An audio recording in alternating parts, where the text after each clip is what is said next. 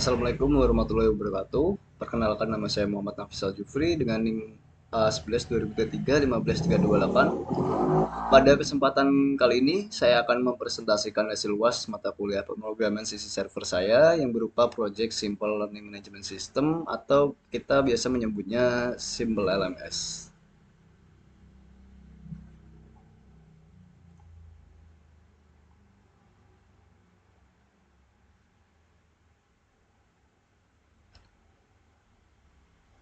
Project ini merupakan back-end learning management system yang dibangun menggunakan Django Ninja sebagai REST API framework. Tujuan proyek ini adalah menyediakan layanan back-end untuk proses pembelajaran online, mulai dari autentikasi pengguna, lalu ada pengolahan course, lesson, enrollment, dan ada juga progress tracking bagi pengguna, dan ada juga dashboard untuk masing-masing user, masing-masing role user, yaitu dashboard instruktur dan dashboard student.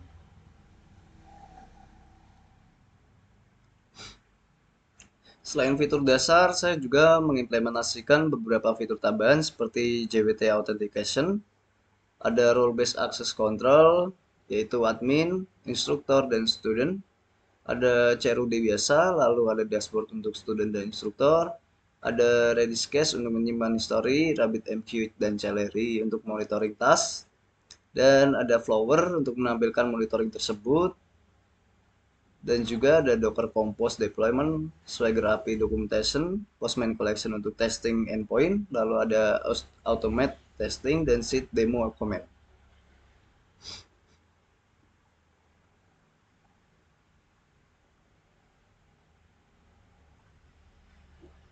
Untuk teknologinya, saya menggunakan backend yang dikembangkan menggunakan Django Ninja dengan PostgreSQL sebagai database utama, lalu ada Redis 7 ini sebagai case dan session, dan ada Celery dan RabbitMQ sebagai message broker dan background task, lalu Flower sebagai monitoring, dan Docker Compose untuk menjalankan seluruh service secara terintegrasi atau sebagai satu kesatuan.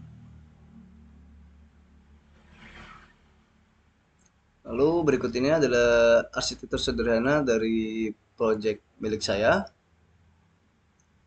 Jadi klien mengirim request ke REST API, kemudian API memproses business logic menggunakan Django dan menyimpan data pada PostgreSQL, lalu memanfaatkan Redis ini untuk sebagai cache untuk menyimpan history dan menjalankan background task melalui RabbitMQ dan Celery Worker, dan ditampilkan pada Flower.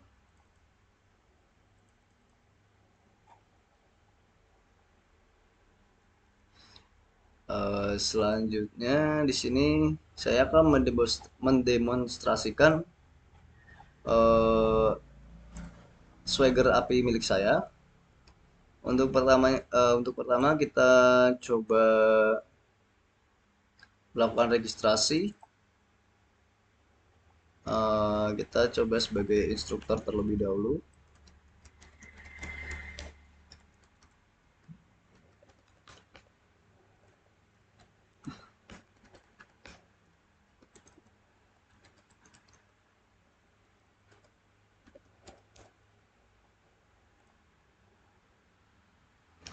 Sukses, register berhasil. Setelah itu maka kita harus melakukan login.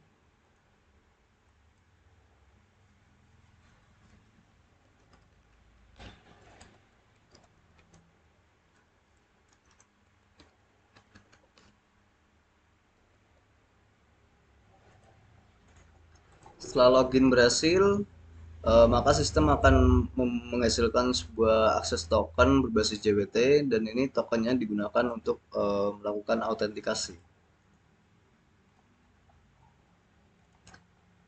Autentikasinya melalui ini authorize, kita masukkan tokennya, dan ini sudah berhasil login.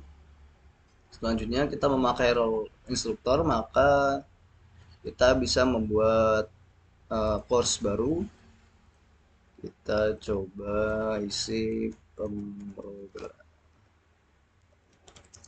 Sisi server dengan deskripsi belajar backend.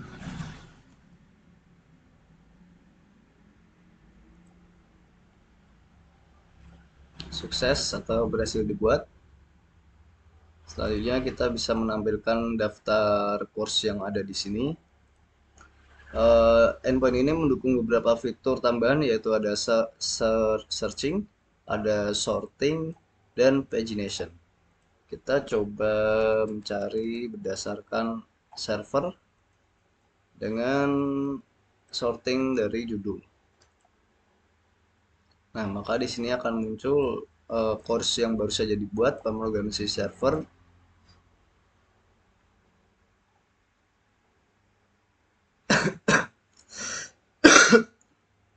Setelah course selesai dibuat, kita bisa langsung membuat lesson yang akan menjadi materi untuk course yang tadi.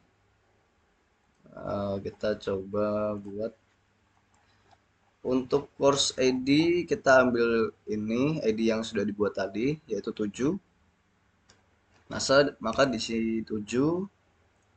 Dan untuk title lessonnya kita bisa isi dengan Django. Kontennya belajar Django API. Ordernya isi satu saja. Execute dan berhasil, lesson dibuat.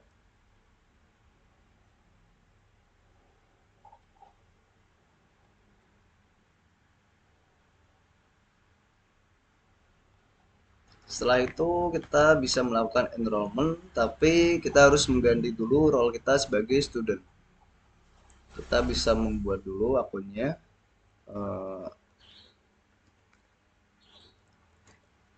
Student dan role-nya yaitu student. Execute. Berhasil dengan ID 14. Lalu ini ada juga get me, itu adalah menampilkan status siapa kita. Nah, oh maaf, kita belum login, sorry. Login dahulu sebelum melakukan get me. Nah, di sini juga kita mendapatkan akses token sebagai autentikasi. Kita lalu tahap selanjutnya melakukan authorize dengan token tadi. Ini sudah berhasil login dan kita coba melakukan get me yang tadi sebelumnya instruktur karena kita belum logout. Kita coba execute. Maka di sini berubah menjadi student. Kita langsung saja melakukan enrollment untuk course yang sudah dibuat tadi. Kita coba post. Lalu kemudian melakukan enrollment ke course dengan ID yang sudah dibuat agar bisa mengikuti pembelajaran. Course-nya tadi 7. ID 7. Maka input angka 7. Execute. Enroll artinya kita sudah berhasil mendapatkan course-nya.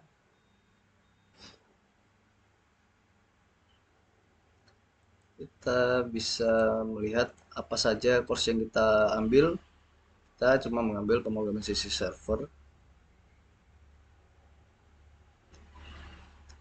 Lalu kita ketika sebuah lesson sudah diselesaikan, maka endpoint ini akan menyimpan progres pembelajaran.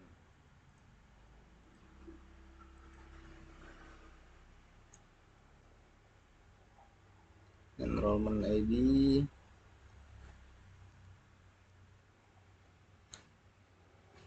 lima dan lessonnya kita pakai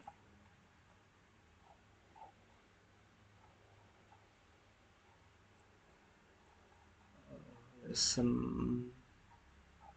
10 ya. Kita coba 10.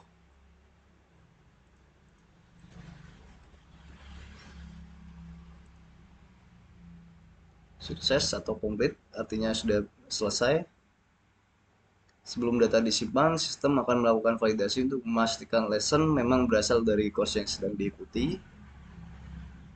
Dan di sini kita bisa menampilkan dashboard dari student. Kita execute, maka akan ditampilkan eh, progress 100% karena tadi kita sudah melakukan mark progress ya, yaitu untuk course pemrograman sisi server dengan lessonnya yaitu Django. Artinya kita sudah berhasil, mark progress juga bekerja. Jadi untuk dashboard ini menampilkan ringkasan aktivitas belajar dari mahasiswa seperti jumlah enrollment, progres pembelajaran, serta rata-rata penyelesaian course. Untuk instruktur dashboard kita tidak bisa membuka dengan role student. Jadi maka tampilannya akan seperti ini, instruktur atau admin, hanya untuk admin. Sama halnya dengan instruktur, ketika kita mencoba mengakses dashboard student, maka instruktur tidak akan bisa mengakses dashboard tersebut.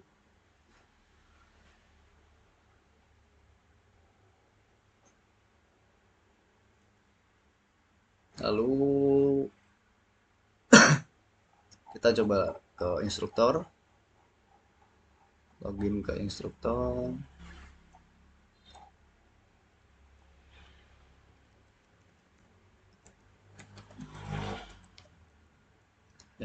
Maaf, salah. Ke login ya, bukan ke register. Nah ini,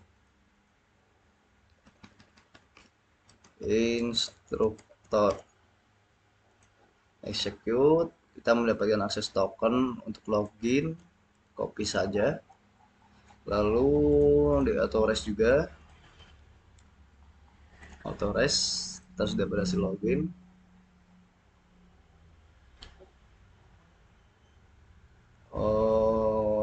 Masuk ke dashboard.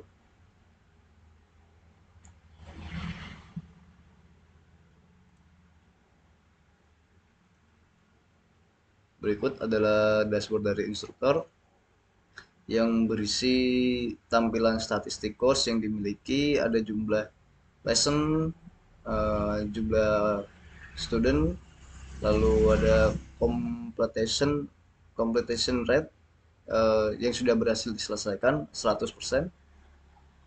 Jadi kesimpulannya begini hasil dari dashboard instruktur.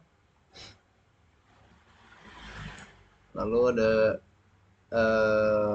ini adalah health check, digunakan untuk memverifikasi bahwa PostgreSQL, Redis, dan Celery berjalan dengan baik sehingga administrator dapat mengetahui kondisi seluruh service yang ada di sini.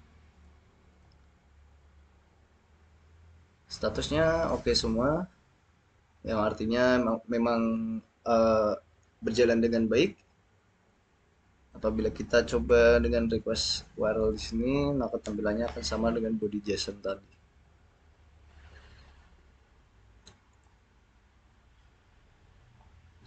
Selanjutnya untuk melakukan tes Celery,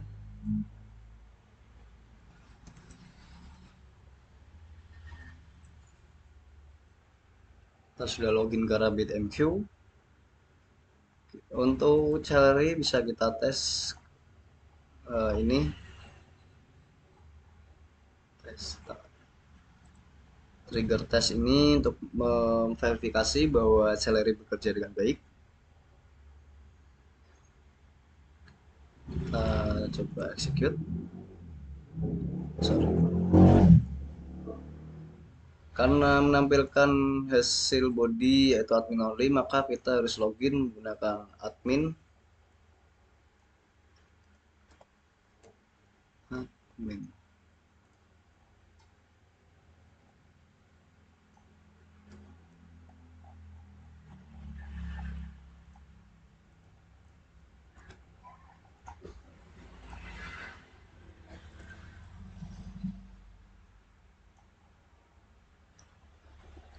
Kita coba execute lagi. Sukses, tas dikirim ke antrian, jadi tas masuk ke RabbitMQ dan ada di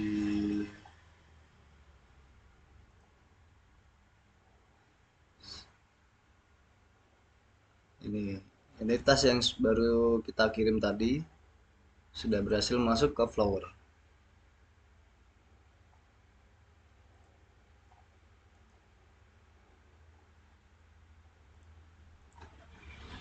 Seluruh service dijalankan menggunakan Docker Compose, ada Django Web, PostgreSQL, Redis, RabbitMQ, Celery Worker, dan Flower.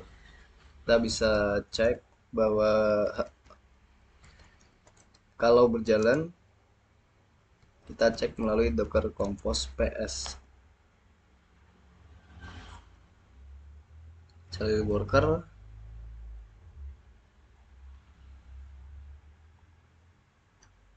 sini ada tulisan up yang artinya memang berjalan.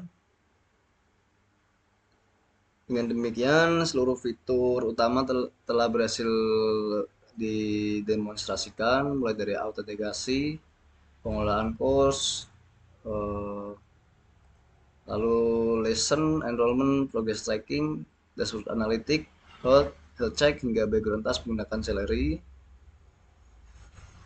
Selanjutnya kita akan melakukan kode review.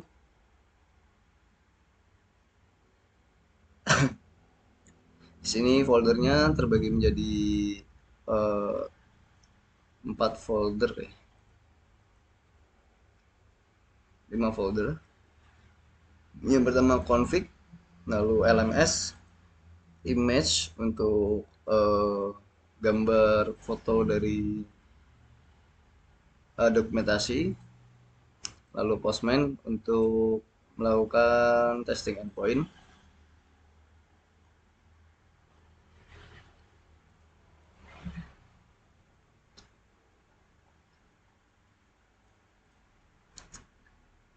Selanjutnya masuk ke folder LMS. Kita akan mulai dari database karena model merupakan fondasi dari seluruh aplikasi model SPY.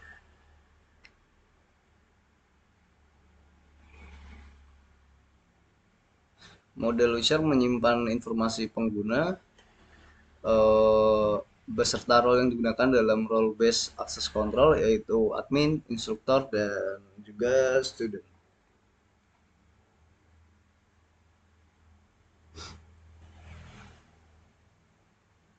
Lalu untuk setiap course dimiliki oleh satu instruktur, dan sedangkan untuk instruktur dapat memiliki banyak course.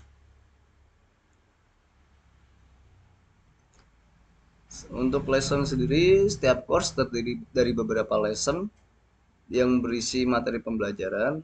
Lalu ada enrollment, digunakan untuk mencatat role student yang mengikuti suatu course.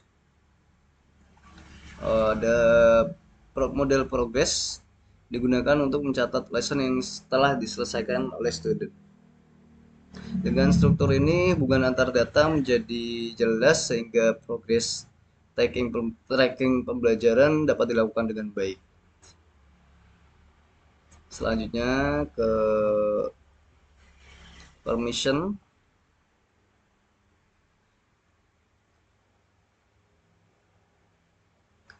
Saya di sini akan menjelaskan implementasi role based access control.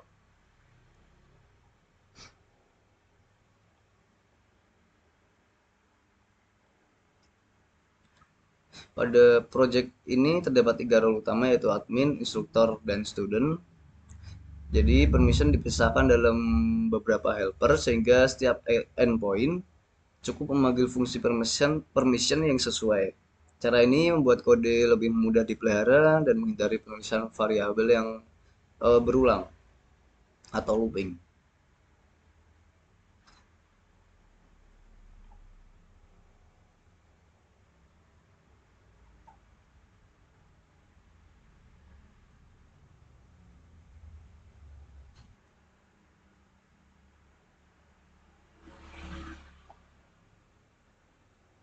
Selanjutnya di sini ada student dashboard. Function ini merupakan salah satu fitur utama yang saya tambahkan. Tujuannya adalah menghasilkan ringkasan aktivitas dari belajar seorang student dalam satu endpoint. Langkah pertama adalah mengambil seluruh enrollment milik student yang sedang login.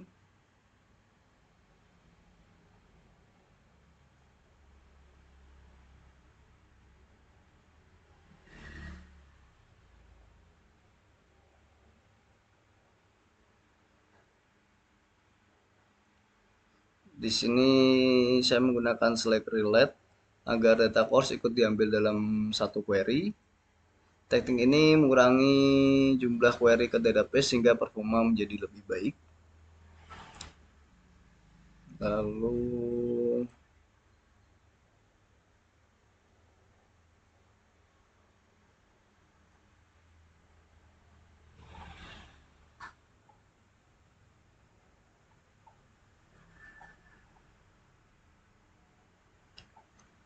annotate di sini menambahkan hasil perhitungan seperti jumlah lesson pada setiap course langsung di tingkat database.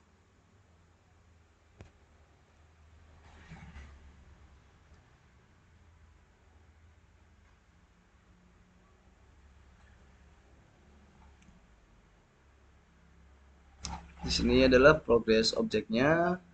Sistem mengambil seluruh progres milik student untuk menghitung jumlah lesson yang telah diselesaikan. Terakhir, seluruh informasi dikembalikan dalam bentuk JSON, sehingga frontend hanya perlu melakukan satu request untuk mendapatkan seluruh data dashboard.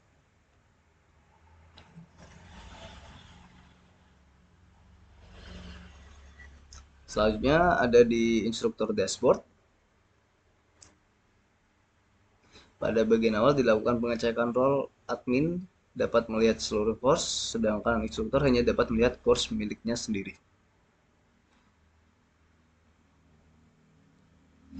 Di sini fungsi agregat sendiri untuk menghitung statistik dalam jumlah lesson, jumlah student, dan computation rate langsung dari database sehingga proses menjadi lebih efisien. Lalu ada create course.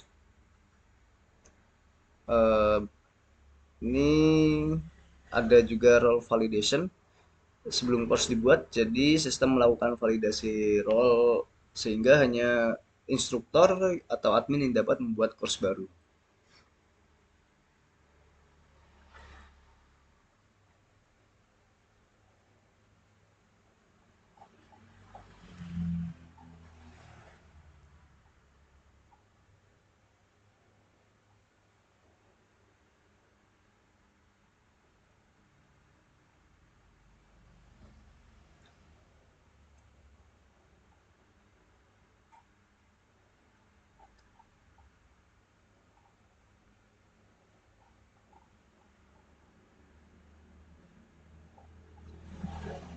Ini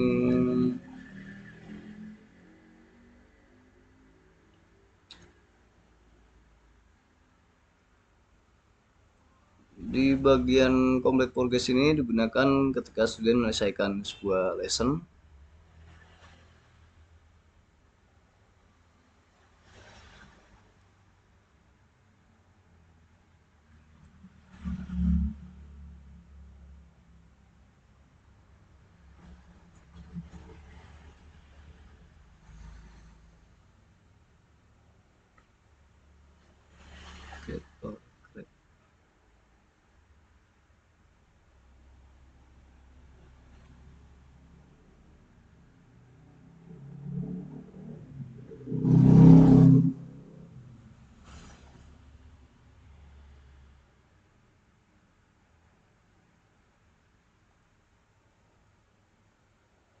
Bagian terakhir yang ingin saya jelaskan adalah implementasi background test menggunakan Celery. Di sini ini dekorator ini digunakan untuk mendefinisikan function yang dapat dijalankan secara asinkronus oleh Celery worker. Lalu untuk delay-nya, ketika endpoint tesnya dipanggil, function ini tidak dijalankan langsung oleh Django, tetapi task dikirim ke RabbitMQ, kemudian diproses oleh Celery worker di background, lalu statusnya dapat dipantau oleh Flower. Dari implementasi tersebut dapat dilihat bahwa proyek ini tidak hanya menyediakan operasi CRUD, tetapi juga menerapkan validasi bisnis logic, role based access control, optimasi query menggunakan Django ORM, Lalu caching dengan Redis serta background processing menggunakan RabbitMQ dan Celery yang nantinya akan ditampilkan oleh Flower.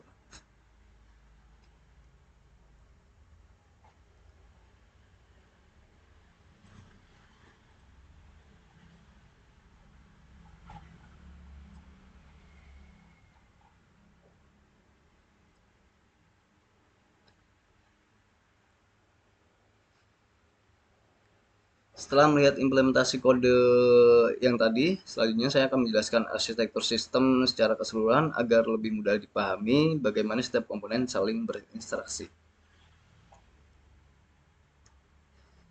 Proses dimulai ketika klien mengirim sebuah request melalui REST API.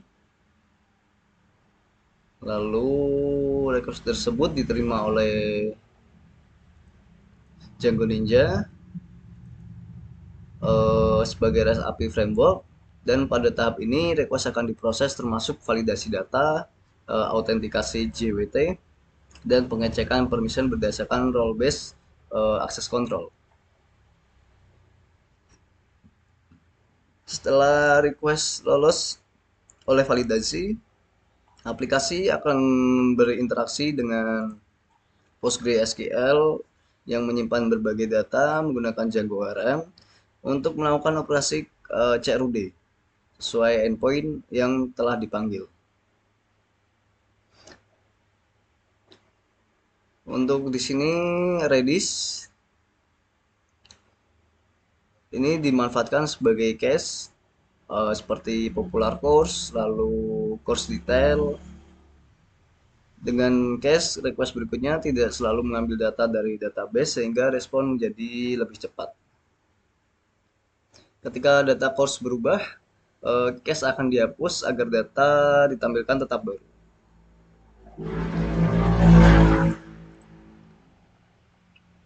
Selain request biasa, project ini mendukung background test. Ketika endpoint post API test task dipanggil, task tidak langsung diproses. Task terlebih dahulu dikirim ke RabbitMQ berfungsi sebagai message broker. Selanjutnya ini salary worker mengambil task dari RabbitMQ dan menjalankannya secara asinkronus. Dengan cara ini user tidak perlu menunggu proses selesai sehingga respon dapat dikembalikan lebih cepat. Dan di akhir ada flower digunakan untuk memonitor seluruh task yang dijalankan oleh Celery dan RabbitMQ.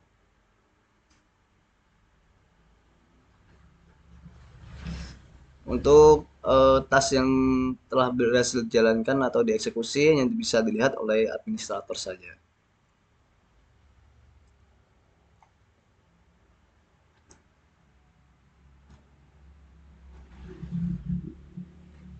Dan seluruh service di sini dijalankan menggunakan Docker Compose sehingga setiap komponen berjalan pada kontainer yang terpisah namun tetap saling terhubung.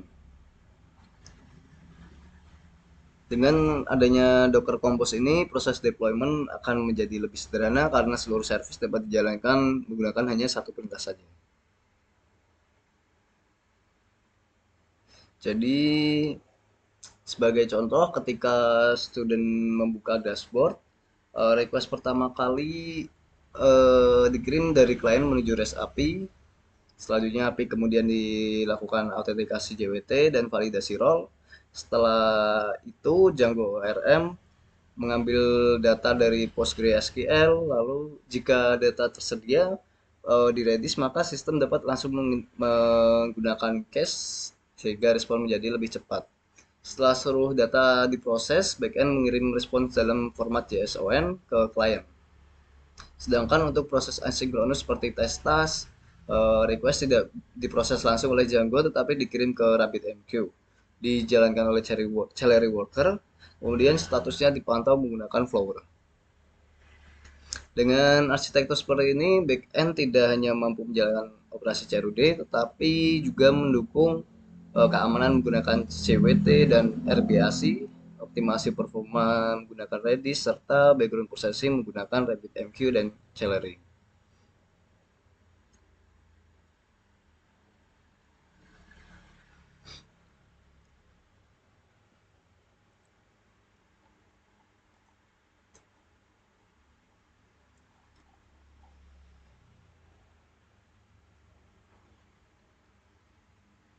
Sebelum mengakhiri presentasi dari saya ingin menyampaikan beberapa hal yang saya pelajari selama mengerjakan proyek ini. Untuk yang pertama, saya mempelajari bagaimana membangun rasa api menggunakan Django Ninja.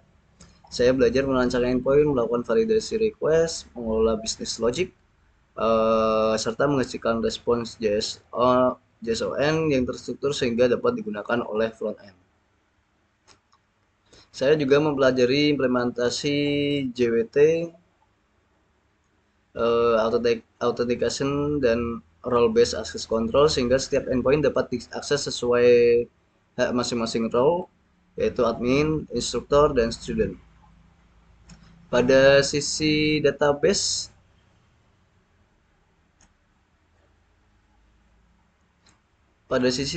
saya belajar menggunakan Django ORM untuk mengolah data tanpa harus menulis SQL secara langsung. Selain itu, saya dapat juga memanfaatkan fitur seperti sorting, filtering, dan sebagainya. Saya juga mempelajari penggunaan Redis Cache untuk meningkatkan performa aplikasi serta memahami pentingnya cache invalidation agar data yang ditampilkan tetap konsisten ketika terjadi perubahan pada database.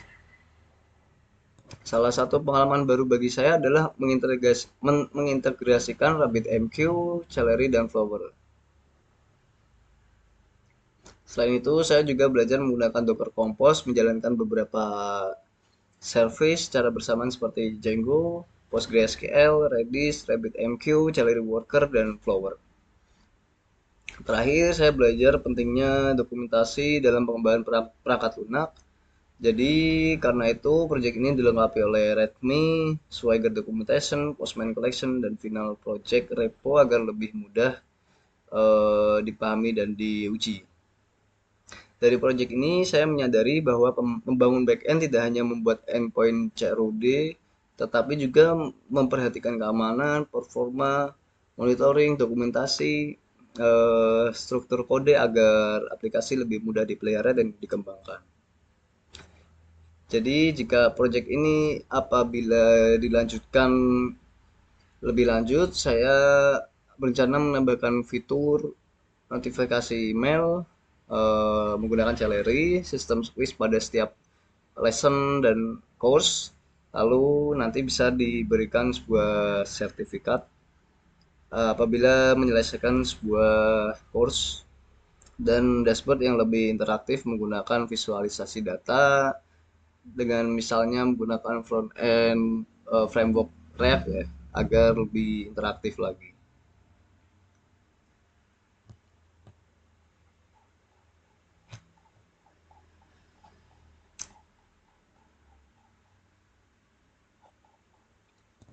Sebagai penutup, project Simple LMS Backend ini telah berhasil memenuhi seluruh fitur utama yang diminta pada UAS dan dilengkapi dengan berbagai fitur tambahan seperti dashboard analytics, Redis Cache, RabbitMQ, Celery, Flower, dan Docker Compose, serta ada health check juga, serta dokumentasi menggunakan Swagger. Melalui proyek ini saya memperoleh pengalaman dalam pengembangan eh, membangun back-end yang lebih terstruktur, aman, dan mudah dikembangkan. Saya mengucapkan terima kasih kepada Bapak Pak Fahri atas bimbingan selama perkuliahan saya 1 semester ini sehingga saya dapat menyelesaikan proyek ini. Jadi saya mohon maaf apabila masih terdapat kekurangan pada proyek ini maupun penyampaian saya dalam presentasi ini. Assalamualaikum warahmatullahi wabarakatuh.